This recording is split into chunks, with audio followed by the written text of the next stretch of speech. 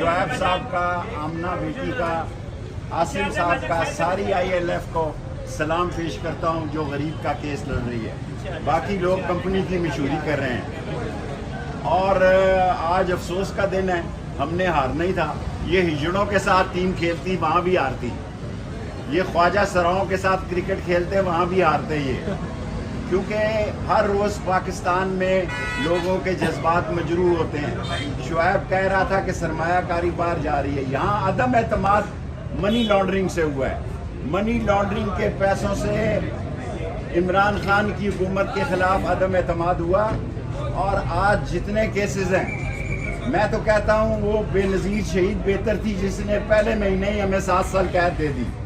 वो याह्या खान का court martial अच्छा था कि हमें तीसरे दिन उसने 1 साल कैद और 20 कोड़े लगा दिए, लेकिन 2 साल हो गए हैं। अगर ये बेचारे सरदार राज़िक साहब, आसम साहब, आमना साहब बेटी जो हैं, अगर ये लोग हमारे साथ खड़े ना हो तो इस मुल्क में ऐसे केस हैं। परसों 12 तारीख को डयाला जाना है, कई PTI के वर्कर के पास 2000 रुपये नहीं है कि वो कैसे डयाला जाएं।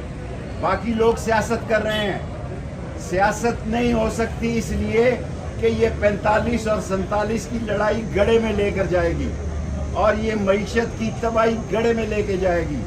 और ये लोग जो अपने पसंद के शाहकार ला रहे हैं, और वो मेरी बेटी आलिया और सनम जावेद जो बेचारी रोज़ आप उनको जेलें फिरा रहे हैं, रोज़ आप उन बेटियों को जेलें फिरा रहे हैं, आपको शर्म आनी चाहिए।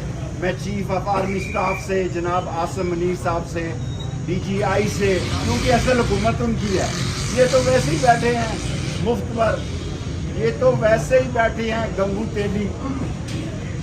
उनसे अपील करता हूँ कि आम माफ़ी दे बेगुनाह लोगों को, आम माफ़ी दे। लोग मर गए हैं। ये केस जो है कहने को केस होता है, जब आदमी सुबह कोर्ट आता है शाम को घर जाता है तो लग पता जाता है।